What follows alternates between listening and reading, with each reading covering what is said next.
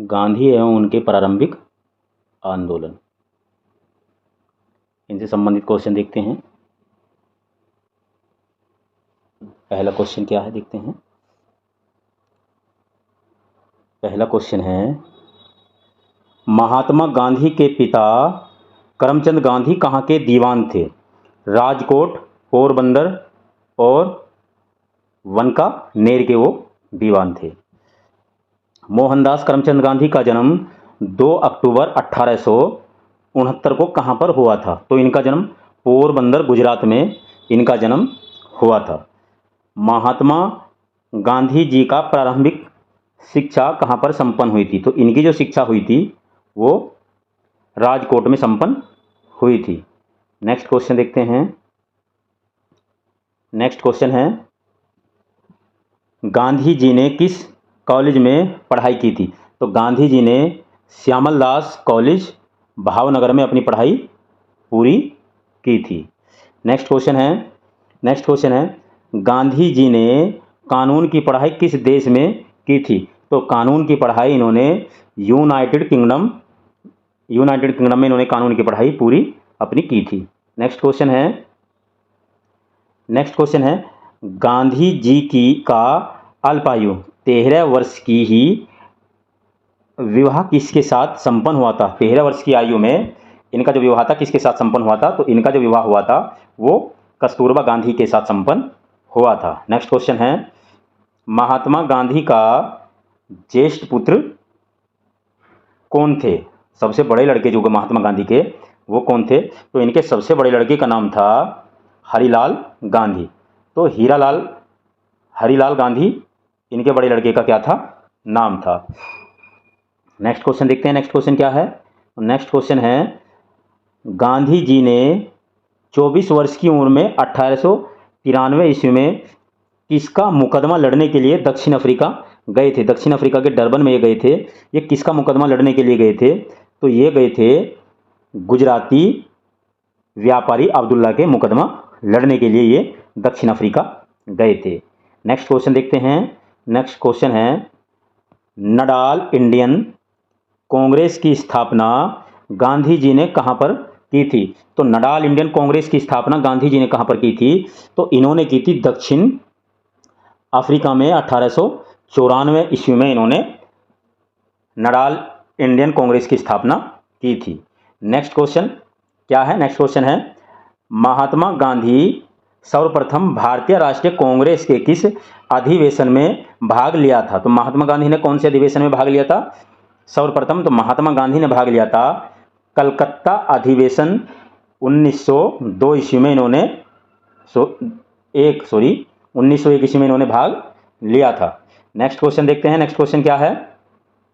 तो next question है,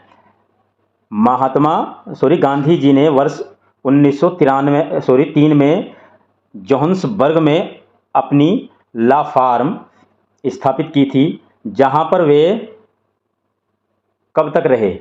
तो वे जोहान्सबर्ग में ला फार्म जो उन्होंने स्थापित की थी तो वे वहां कब तक रहे थे? तो वे रहे थे 1910 ईस्वी तक वे वहां पर रहे थे। नेक्स्ट क्वेश्चन है। नेक्स्ट क्वेश्चन देखते हैं, गांधी जी ने ट्रस्टशिप के सिद्धांत का प्रतिपादन कहां पर किया था? तो ट्रस्टशिप के सिद्धांत का प्रतिपादन इन्होंने कहां पर किया था? इन्होंने किया था दक्षिण अफ्रीका में 1903 ईस्वी में इन्होंने ये इसका प्रतिपादन किया था। और इन्होंने किसके आधार पर किया था? ये इन्होंने किया था ला फार्म ट्रस्टशिप पर आधारित इन्होंने इसका सिद्धांत का प्रतिपादन किया था। नेक्स्ट क्वेश्चन देख लेते हैं। नेक्स्ट क्वेश्चन है, गांधी द्वारा स्थापित प्रथम आश्रम कौन था? तो गांधी के द्वारा स्थापित प्रथम आश्रम जो था वह था फिनिक्स आश्रम। तो फिनिक्स आश्रम जो था गांधी जी के द्वारा प्रथम आश्रम था। नेक्स्ट क्वेश्चन देखते हैं। नेक्स्ट क्वेश्चन है, गांधी जी ने दक्षिण अफ्रीका के डरबन में फिनिक्स आश्रम की स्थापना कब की थी? तो इनके द्वारा फिनिक्स आश्रम की जो स्थापना 1904 ईस्वी में की गई थी। नेक्स्ट क्वेश्चन देखते हैं। ये गांधी जी के बारे में सत्य कथन पर आधारित क्वेश्चन है। तो पहला है, इन्होंने अपनी प्रारंभिक शिक्षा राजकोट में प्राप्त की थी। तो कहां पर प्राप्त की थी इन्होंने? राजकोट में। राजकोट में प्राप्त की थी। दूसरा दूसरा पॉइंट है, कस्तूरबा के साथ उनका विवाह 13 वर्ष की आयु में हुआ था। तो कितने वर्ष की आयु में हुआ था इनका विवाह? 13 वर्ष की आयु में इनका विवाह हुआ था। तो उन्होंने विधि का अध्ययन द इनर टेम्पल लंदन में किया था। कहाँ किया था? द इनर टेम्पल लंदन में किया था। नेक्स्ट पॉइंट है, वे रस्क की पुस्तक अनटू द लास्ट से सर्वाधिक प्रभावित हुए थे। तो कौन सी पुस्तक से वे सबसे अधिक प्रभावित हुए थे?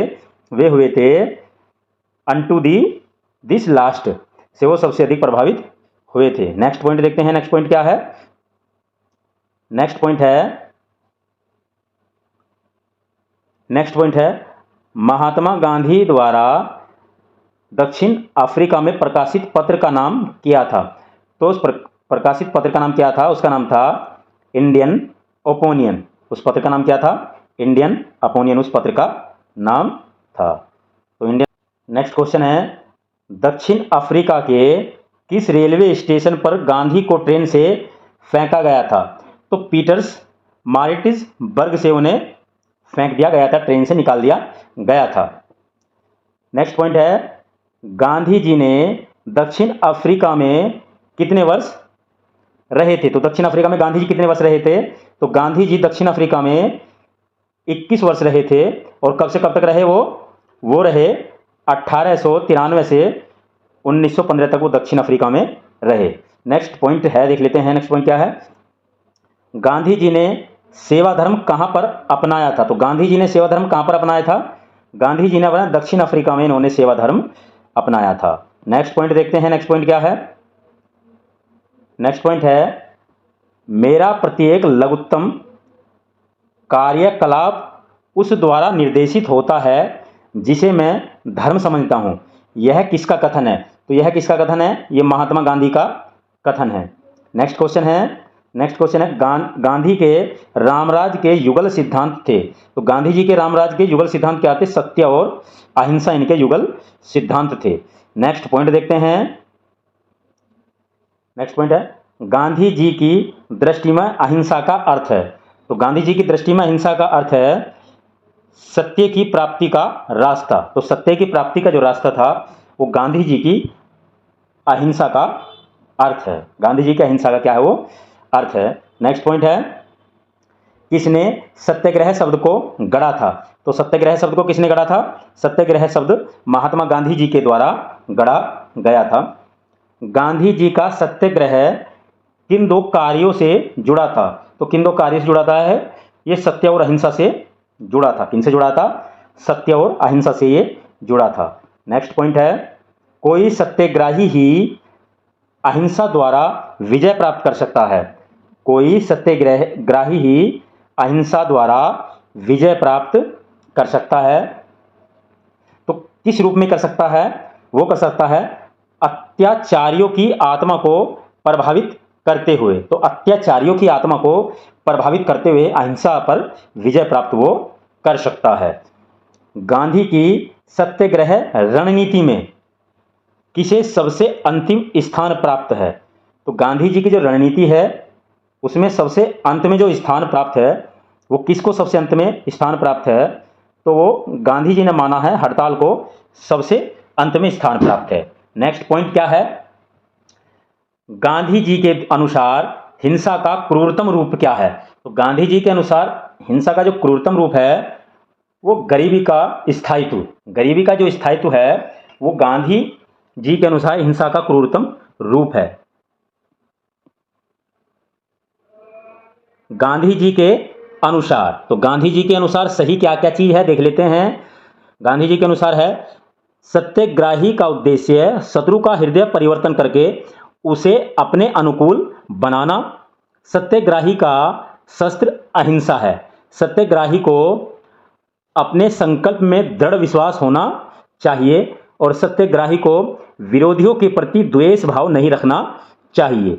ये गांधी जी के अनुसार बिल्कुल सही है। नेक्स्ट पॉइंट देखते हैं।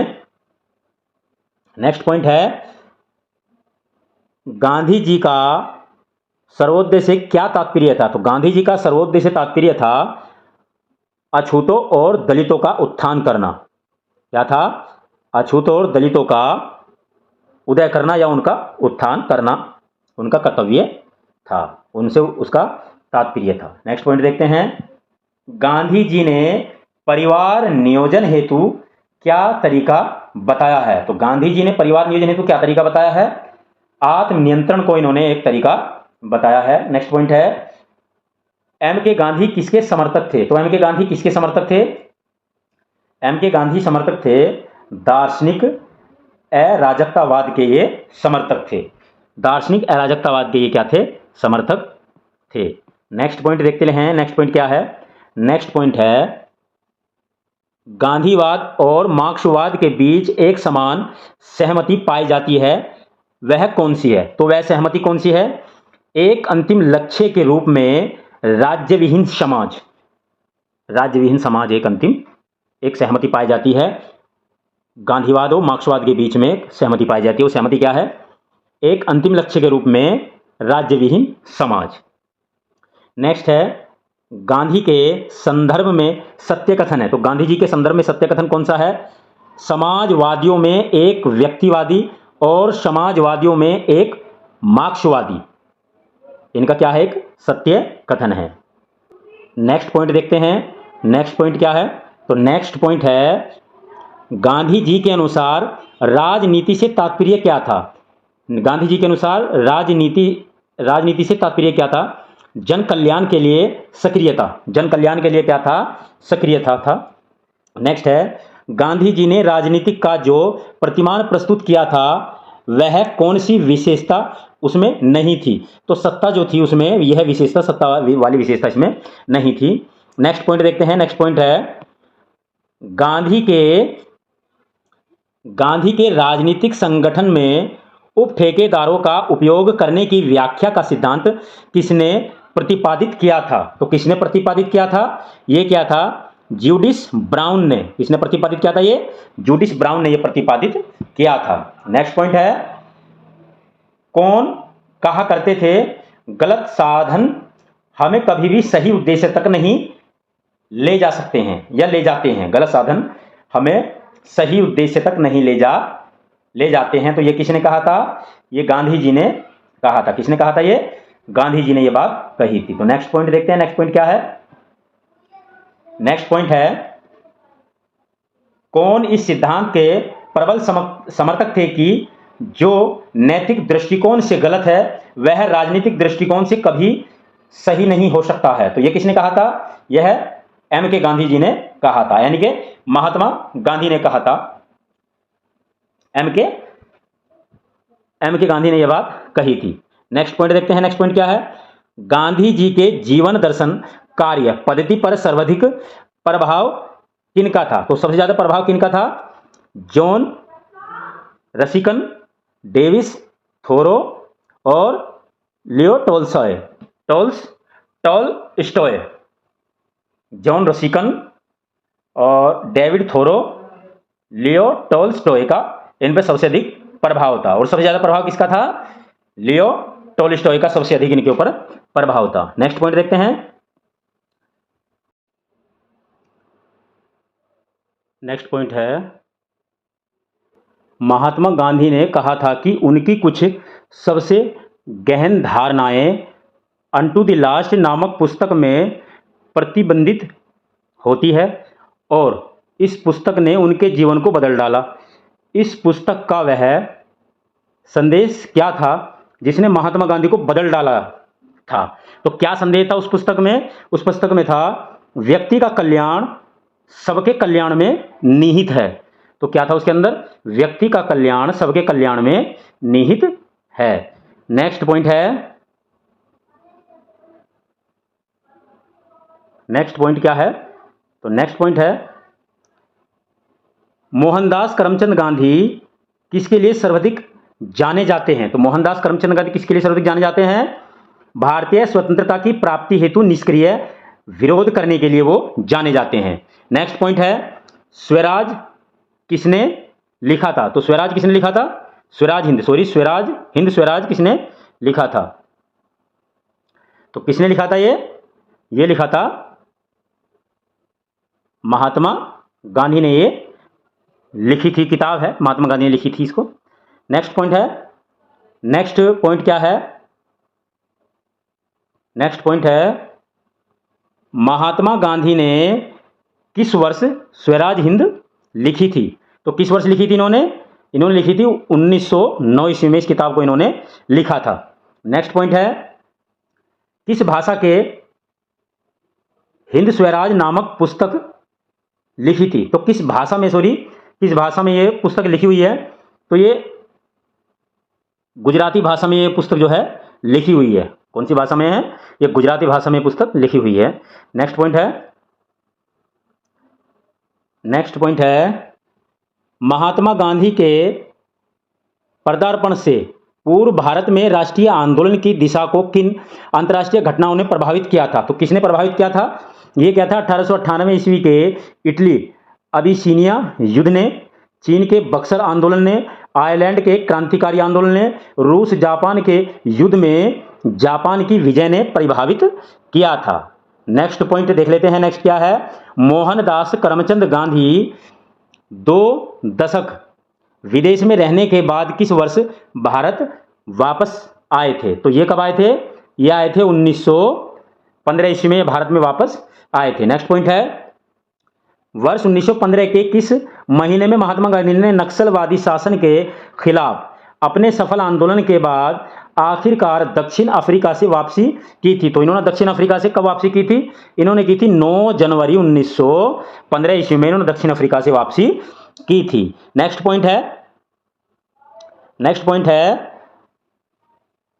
महात्मा गांधी को अपना राजनीतिक गुरु या उपदेशक मानते थे? किसको मानते थे?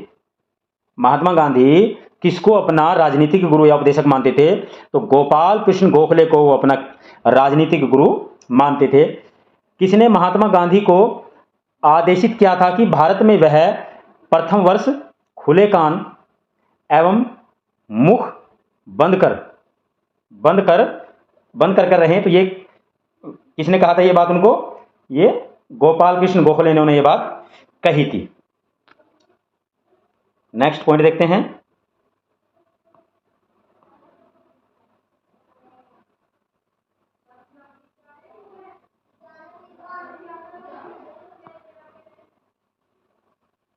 नेक्स्ट पॉइंट है भारतीय राजनीति में प्रवेश के पूर्व 1 वर्ष तक देश में पर्यवेक्षक एवं विद्यार्थी के रूप में रहने की सलाह गांधी जी को किसने दी थी? तो गोपाल कृष्ण गोखले ने यह सलाह उनको दी थी। नेक्स्ट पॉइंट है भारत के स्वतंत्रता आंदोलन के दौरान महात्मा गांधी द्वारा स्थापित साबरमती आश्रम कहाँ स्थित है? तो ये साबरमती आश्रम कहाँ स्थित है? ये है अहमदाबाद में ये स्थित है और कोच रब क्षेत्र में स्थित है और इसको इन्होंने 1915 ईस्वी में स्थापित किया था। अब चंपारण से संबंधित क्वेश्चन देख लेते हैं। चंपारण से संबंधित क्वेश्चन देख लेते हैं। देखते हैं पहला क्वेश्चन क्या है। पहला क्वेश्चन है भारतीय राष्ट्रीय कांग्रेस के किस अधिवेशन में महात्मा गांधी को चंपारण के किसानों की समस्या से अवगत कराया गया था? तो कौन से किस अधिवेशन में? भारतीय राष्ट्रीय कांग्रेस के किस अधिवेशन में इनको चंपारण के किसानों की समस्या से अवगत कराया गया था? तो यह अधिवेशन था लखनऊ अधिवेशन 1916 ईस्वी। लखनऊ अधिवेशन 1916 ईस्वी में इनको अवगत कराया था। नेक्स्ट देख लेते क्या है। किसने यूरोपियन नील बगान मालिकों द्वारा किसानों के शोषण की तरफ गांधी जी का ध्यान आकर्षित किया था? तो किसने किया था? राजकुमार शुक्ल ने उन्हें इसके प्रति ध्यान इनका आकर्षित किया था। तो किन्होंने किया था? ये क्या था? राजकुमार शुक्ल ने ये उनको ध्यान आकर्षित किया था। नेक्स्ट पॉइंट है साबरमती आश्रम का वास्तविक नाम क्या था? तो साबरमती आश्रम का वास्तविक नाम था सत्याग्रह आश्रम। सत्याग्रह आश्रम उसका वास्तविक नाम था। नेक्स्ट पॉइंट देखते हैं। नेक्स्ट पॉइंट है महात्मा गांधी ने भारत में अपना पहला जन भाषण कहां दिया था? तो इन्होंने अपना जन भाषण कहां दिया था? वाराणसी BHU के उद्घाटन पर फरवरी 1916 ईस्वी में इन्होंने दिया था। नेक्स्ट पॉइंट है, अखिल भारतीय राजनीति में गांधी का पहला साहसिक कदम क्या था? तो क्या था इनका साहसिक कदम? चंपारण आंदोलन था इनका साहसिक कदम, जो 1917 में हुआ था। इनका साहसिक कदम क्या था? चंपारण में इनका साहसिक कदम था। नेक्स्ट पॉइंट देखते हैं, नेक्स्ट पॉइंट क्या है? नेक्स्ट है, भारत में गांधी का प्रथम सत्याग्रह आंदोलन कौन सा था जिसमें उन्होंने सविनय अवज्ञा का प्रयोग किया था? तो सत्याग्रह इनका पहला कौन सा था? भारत के अंदर चंपारण जो था इनका सत्याग्रह आंदोलन था। नेक्स्ट पॉइंट है, महात्मा गांधी ने सर्वप्रथम सत्याग्रह अभियान कहां पर चलाया था? तो सत्याग्रह अभियान इन्होंने कहां पर चलाया था? तो इन्होंने चंपारण में सत्याग्रह अभियान चलाया था। नेक्स्ट पॉइंट देखते हैं, नेक्स्ट पॉइंट है, गांधी जी ने चंपारण नामक एक छोटे से गांव से असहयोग आंदोलन शुरू किया था। चंपारण वर्तमान में कौन से भारतीय राज्य में स्थित है? तो चंपारण जो है वो बिहार में स्थित है। नेक्स्ट पॉइंट है, चंपारण जनपद के 3 काठिया प्रथा का उद्देश्य तात्पर्य क्या था? उद्देश्य या तात्पर्य क्या था? तो इसका तात्पर्य था किसानों द्वारा 3/20 भूभाग नील की खेती करना, 2/20 भाग पर नील की खेती करना। नेक्स्ट पॉइंट है, गांधी जी का चंपारण आंदोलन क्या था? तो नील कृषकों की समस्या के समाधान हेतु चंपारण आंदोलन हुआ था।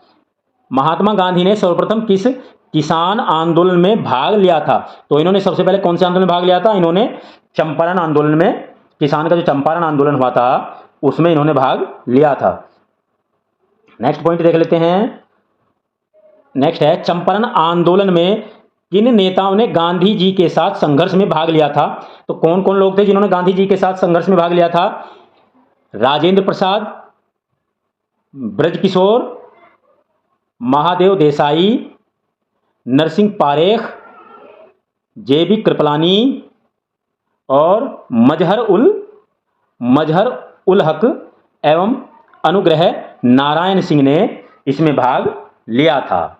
नेक्स्ट पॉइंट देखते हैं, चंपारण सत्याग्रह के दौरान महात्मा गांधी के साथ कौन नहीं था? तो महात्मा गांधी के साथ कौन नहीं था? रविशंकर व्यास जो थे वो महात्मा गांधी के साथ नहीं थे। नेक्स्ट पॉइंट है, चंपारण आंदोलन से कौन संबंधित नहीं था? तो चंपारण आंदोलन से जयप्रकाश नारायण संबंधित नहीं थे। नेक्स्ट पॉइंट देखते हैं, महात्मा गांधी के चंपारण सत्याग्रह का किसने विरोध किया था? तो किसने विरोध किया था? ये किया था एनजी रंगा ने इनका विरोध किया था। नेक्स्ट है, गांधी जी ने बंधुओं मजदूरों को मुक्त कराने का अभियान कहां से आरंभ किया था? तो इन्होंने कहां से आरंभ किया था? इन्होंने किया था चंपारण से 3 काठिया प्रणाली से। चंपारण से शुरू किया था जहां पर 3 काठिया प्रणाली थी। नेक्स्ट है, चंपारण सत्याग्रह का अति महत्वपूर्ण पहलू क्या है? तो अति महत्वपूर्ण पहलू क्या है?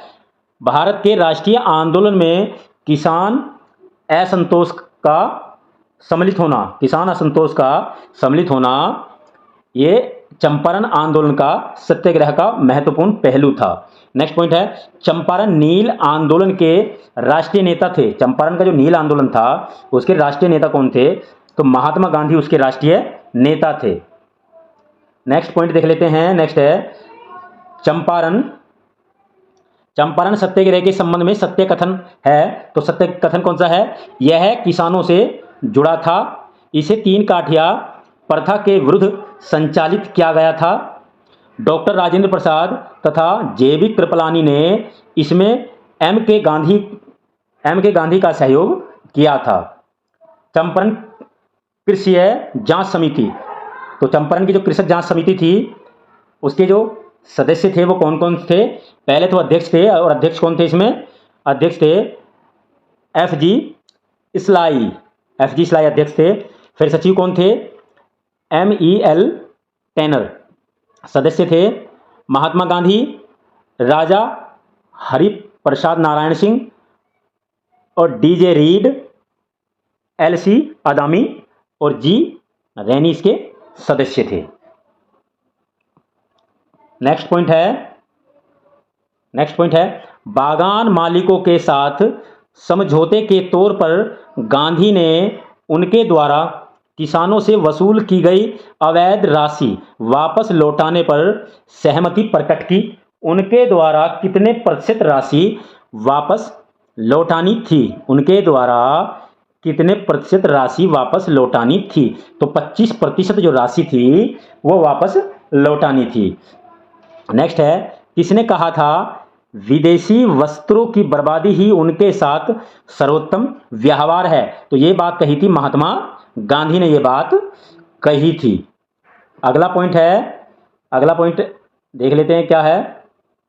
तो अगला पॉइंट है कोई सरकार जब तक सेवा का उपकरण है जब तक वह लोगों की इच्छा और सहमति पर आधारित है। जब वह जनता को जबरदस्ती झुकाने का प्रयास करती है तब वह दमन का औजार बन जाती है। इसलिए जिस समय जनता में उस आतंक का वह समाप्त हो जाता है, चाहे वह कानून का हो या अस्त्र शस्त्रों का, तब वह दमन भी समाप्त हो जाता है। यह किसका कथन है? तो यह कथन किसका है? यह कथन महात्मा गांधी जी का है। किसका कथन है? महात्मा गांधी जी का। नेक्स्ट पॉइंट गांधी के नाम के पहले महात्मा कब जोड़ा गया था? तो चंपारण सत्याग्रह के दौरान इनके नाम के आगे महात्मा जोड़ा गया था। किसने गांधी जी को सर्वप्रथम महात्मा के तौर पर संबोधित किया था? तो रविंद्रनाथ टैगोर ने महात्मा के तौर पर संबोधित किया था। 2017 ईस्वी का कौन सा महीना महात्मा गांधी के चंपारण पहुंचने की 100वीं जयंती व्यतीत करता है? तो अप्रैल महीना जो था वो व्यक्त करता है। क्या करता है? ये व्यक्त करता है। नेक्स्ट पॉइंट है किसने दुखी आत्मा, दुखी हृदय जैसे छद्म नामों के तहत लिखकर चंपारण के किसानों की दुर्दशा पर प्रकाश डाला था? तो पीर मोहम्मद मुनीस ने यह प्रकाश डाला था। किसने डाला था? पीर मोहम्मद मुनीस ने। नेक्स्ट पॉइंट देखते हैं। नेक्स्ट पॉइंट है किसने लिखा स्वदेशी भी अन्य किसी अच्छी बात की मृत्यु का आलिंगन बन सकती है यदि इसे अंधश्रद्धा की तरह अपनाया जाए? तो किसने कही ये बात? ये बात कही महात्मा गांधी जी ने। नेक्स्ट देख लेते हैं।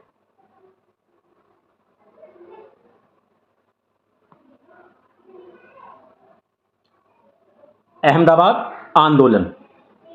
आंदोलन।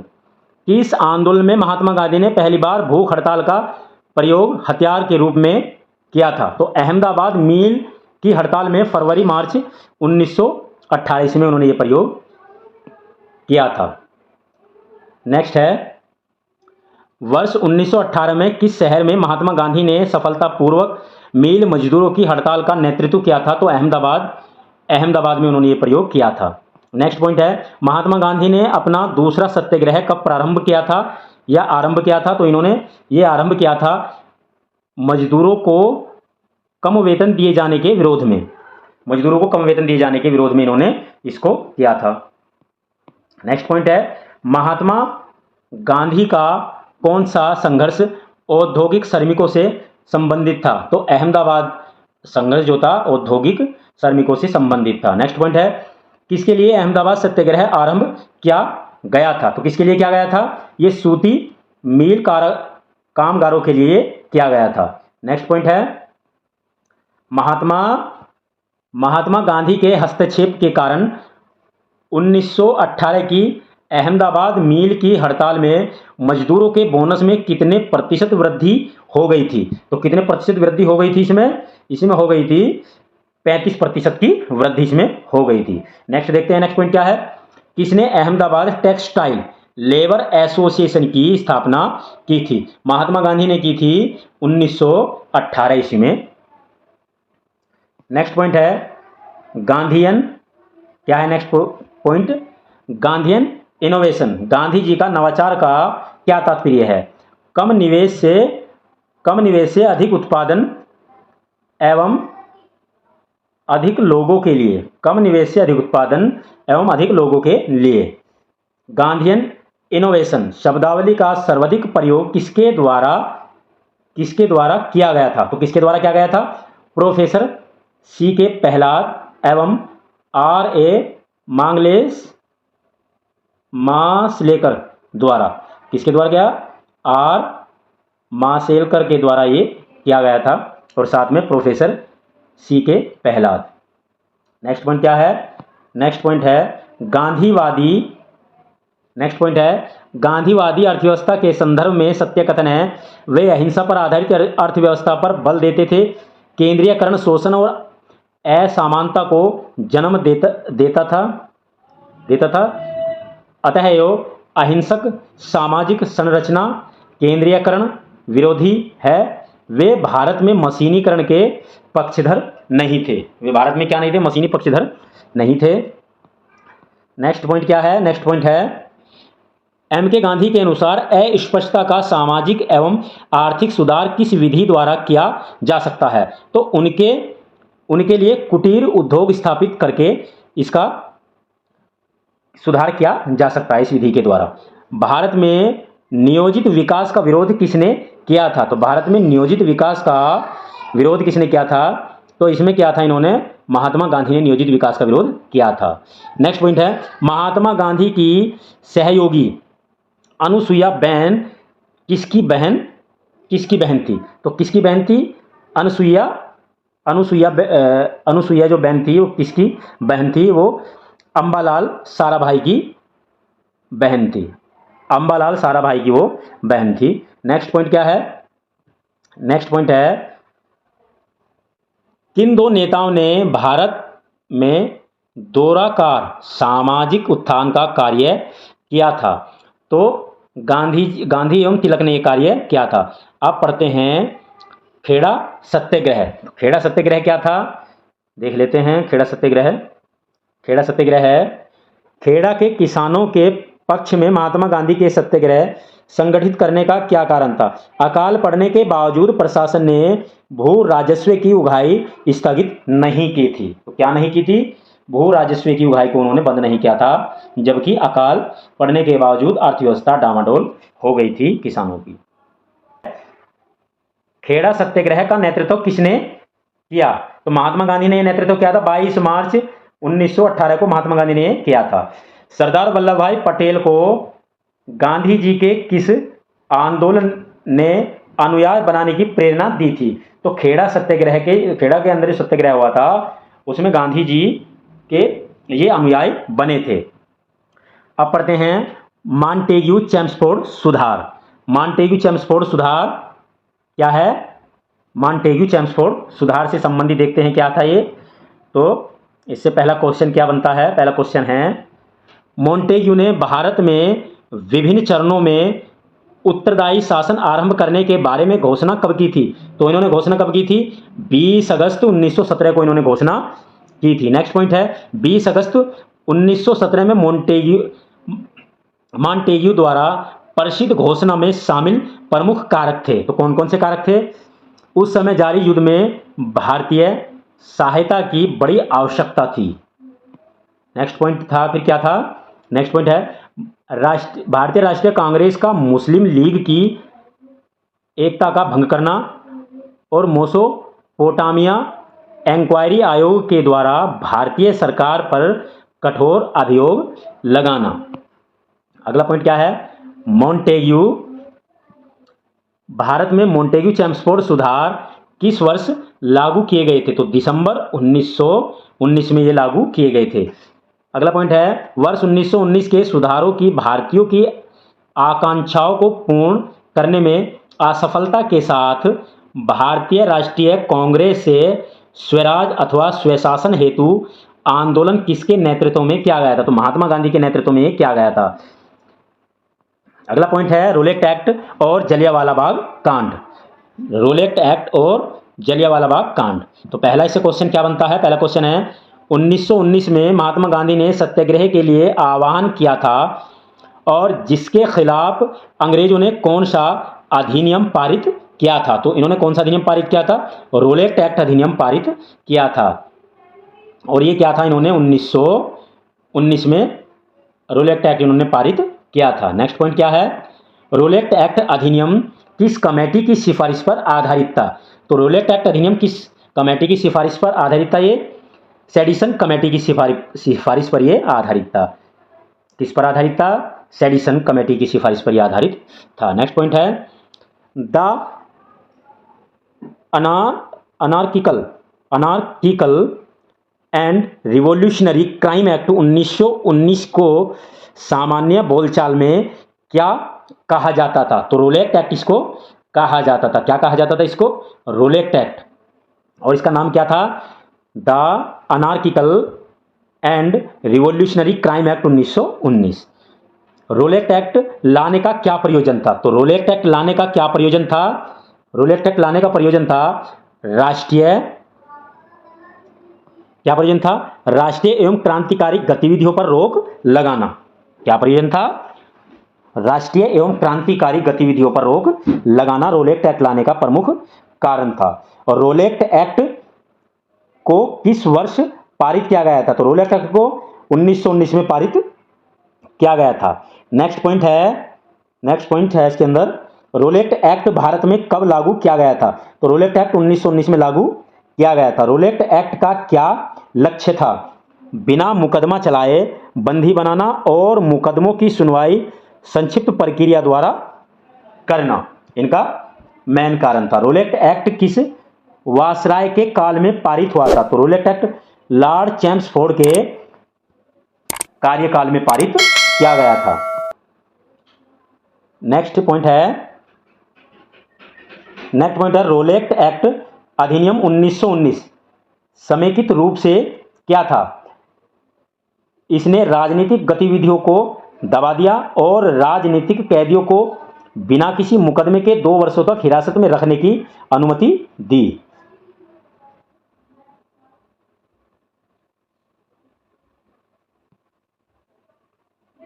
नेक्स्ट पॉइंट देखते हैं। ब्रिटिश सरकार ने कुख्यात रोलेट एक्ट अधिनियम कब पारित किया था? और इस अधिनियम के बिना मुकदमे के राजनीतिक नजरबंदी की अनुमति दी थी 1919 में। भारतीय स्वतंत्रता संग्राम के दौरान रोलेट एक्ट ने किस कारण से सार्वजनिक रोष उत्पन्न किया? तो क्या कारण था इसका? कारण था इसने लोगों को बिना मुकदमा चलाए जेल भेजने के लिए अधिकृत किया। रोलेट एक्ट का भारतीय राष्ट्रीय कांग्रेस ने विरोध किया क्योंकि इसका लक्ष्य था व्यक्तिगत स्वतंत्रता को सीमित करना। रोलेट एक्ट के विरोध में किसने लगान न देने का आंदोलन चलाने का सुझाव दिया? तो किसने सुझाव दिया था? ये स्वामी श्रद्धानंद ने। किसने सुझाव दिया था? स्वामी श्रद्धानंद ने। अगला है अखिल भारतीय राजनीति में गांधी का पहला साहसिक कदम क्या था? तो रोलेट एक्ट सत्याग्रह इनका राजनीति में साहसिक कदम था। कौन सी महत्वपूर्ण घटना जलियांवाला बाग नरसंहार के तुरंत पूर्व घटी थी? तो रोलेट एक्ट का बनना जो था वो जलियांवाला हत्याकांड से पहले हुआ था। नेक्स्ट पॉइंट है किसके कारण सार्वजनिक रोष की लहर उभरी जिसके फलस्वरूप जलियांवाला बाग में ब्रिटिश सरकार द्वारा जनसंहार की घटना घटी थी? तो दी रोलेट एक्ट के कारण यह घटना घटी थी। किस अधिवेशन में मुस्लिम लीग ने एक प्रस्ताव पारित किया जिसमें बकरीद के अवसर पर गोवध को निषिद्ध किया गया था? तो ये 1919 लिखा हुआ है। 1919 ईस्वी मुस्लिम लीग के अमृतसर अधिवेशन में 1919 के मुस्लिम लीग के अमृतसर अधिवेशन में। नेक्स्ट पॉइंट है रोलेट एक्ट की प्रक्रिया के रूप में किसको राष्ट्रीय अपमान दिवस के रूप में आयोजित किया गया? तो 6 अप्रैल 1919 को अपमान दिवस के रूप में मनाया गया। किसकी गिरफ्तारी के विरोध में काफी संख्या में लोग अमृतसर के जलियांवाला बाग में 13 अप्रैल 1919 को एकत्र हुए थे? किसके गिरफ्तारी के विरोध में। तो ये हुए थे डॉक्टर सैफुद्दीन किचलू और डॉक्टर सतपाल के गिरफ्तारी के विरोध में ये इकट्ठे हुए थे। नेक्स्ट पॉइंट क्या है, जलियांवाला बाग नरसंहार किस गांधीवादी सत्याग्रह के संबंध में हुआ था? तो ये रोलेट एक्ट के विरोध में हुआ था। जलियांवाला बाग हत्याकांड कब हुआ था? तो ये हुआ था 13 अप्रैल 1919 को जलियांवाला बाग हत्याकांड अमृतसर में हुआ था। नेक्स्ट पॉइंट है, जलियांवाला बाग का सामूहिक हत्याकांड कहां पर हुआ था? तो ये अमृतसर के पंजाब में हुआ था, पंजाब में हुआ था और पंजाब के अमृतसर में ये हुआ था। जलियांवाला बाग हत्याकांड का आदेश किसने दिया था? तो माइकल ओ डायर ने ये दिया था। किस त्योहार के दिन जलियांवाला बाग हत्याकांड हुआ था? तो वैसाखी के दिन ये हुआ था, वैसाखी के दिन ये हुआ था। नेक्स्ट पॉइंट है, 1919 ईस्वी में जघन्य जलियांवाला बाग कांड के समय भारत का वायसराय कौन था? तो लॉर्ड चैम्सफोर्ड 1916 से 1921 तक इसका कार्यकाल रहा। तो जलियांवाला बाग हत्याकांड के समय लॉर्ड चैम्सफोर्ड वहां का वायसराय था। किस घटना के बाद महात्मा गांधी ने असहयोग आंदोलन को अपनी हिमालय जैसी भूल बताई थी? तो जलियांवाला बाग हत्याकांड के बाद 14 अप्रैल 1919 को नाडियाड में मार्शल लॉ के दौरान सत्याग्रह को किसका नेतृत्व महात्मा गांधी ने नहीं किया था? तो स्वदेशी आंदोलन एवं बारदोली आंदोलन का नेतृत्व महात्मा गांधी ने नहीं किया था। किस सत्याग्रह आंदोलन में गांधी जी ने अप्रत्यक्ष रूप से भाग नहीं लिया था? तो अप्रत्यक्ष रूप से गांधी जी ने भाग नहीं लिया था वायकोम सत्याग्रह में। किसमें? वायकोम सत्याग्रह में गांधी जी ने प्रत्यक्ष रूप से भाग नहीं लिया था। कैसे? प्रत्यक्ष रूप से अर्थात डायरेक्ट भाग नहीं लिया था। नेक्स्ट पॉइंट है, स्वाधीनता आंदोलन के दौरान महात्मा गांधी के करीबी अंग्रेज मित्र कौन थे? तो CF एंड्रयूज जो थे वो करीबी मित्र थे जो दीन बंधु के नाम से जाने जाते हैं। गांधी के संदर्भ में सत्य कथन क्या है? तो गांधी के संदर्भ में सत्य कथन क्या देख लेते हैं। जाति विहीन अछूतों की दशा में सुधार के लिए कठोर संघर्ष किया, असहयोग आंदोलन शुरू किया, सविनय अवज्ञा आंदोलन शुरू किया। नेक्स्ट पॉइंट है, कांग्रेस के किस अधिवेशन तक गांधी जी की आत्मकथा लिखी गई थी? तो नागपुर अधिवेशन 1920 में गांधी जी की आत्मकथा लिखी गई थी। नेक्स्ट पॉइंट है, माय एक्सपेरिमेंट्स विद ट्रूथ के लेखक कौन थे? तो गांधी जी जो थे माय एक्सपेरिमेंट्स विद ट्रूथ के लेखक थे। महात्मा गांधी ने अपनी आत्मकथा ऑटोबायोग्राफी मूल रूप से किस भाषा में लिखी थी? तो इन्होंने गुजराती भाषा में इसको लिखा था। नेक्स्ट पॉइंट है, महात्मा गांधी के आत्मकथा के विषय में सत्य है। तो तीन काठिया प्रथा का इसमें वर्णन है, सत्याग्रह शब्द की उत्पत्ति का इसमें वर्णन है और इसमें इंडियन ओपिनियन समाचार पत्र का वर्णन है। गोखले माय पॉलिटिकल गुरु पुस्तक किसने लिखी? गोखले माय पॉलिटिकल गुरु पुस्तक किसने लिखी? ये लिखी MK गांधी ने। किसने लिखी? MK गांधी ने एक पुस्तक लिखी है। दक्षिण अफ्रीका से लौटने के पश्चात महात्मा गांधी ने किस संगठन की सदस्यता ग्रहण की थी? तो इन्होंने की थी होम रूल लीग की। 28 अप्रैल 1920 को इन्होंने सदस्यता ग्रहण की थी। नेक्स्ट पॉइंट है, किस लेखक ने महात्मा गांधी के प्रोफेशनल लीडर्स की संज्ञा दी थी? तो मार्टिन ग्रीन ने यह संज्ञा दी थी। किसने दी थी? मार्टिन ग्रीन ने। गांधी जी ने राष्ट्रीयवाद का मुख दिन पर दिन किनकी ओर मोड़ा था? तो आम जनता की ओर इन्होंने मोड़ा था। महात्मा गांधी का छत्तीसगढ़ में प्रथम आगमन कब हुआ था? तो 20 दिसंबर 1920 को धमसारी रामपुर में इनका आगमन हुआ था। महात्मा गांधी के जीवन की प्रमुख घटनाएं कौन कौन सी है देख लेते हैं एक बार। ये घटना है और ये उसका वर्ष है। चंपारण आंदोलन 1917 में हुआ, अहमदाबाद मिल हड़ताल फरवरी और मार्च में 1918 में हुआ। खेड़ा आंदोलन 22 मार्च 1918 में हुआ। असहयोग आंदोलन 1920 से 22 में हुआ। बारदोली सत्याग्रह कब हुआ? 1928 में। सविनय अवज्ञा आंदोलन कब हुआ? 1930 में। भारत छोड़ो आंदोलन 1942 में।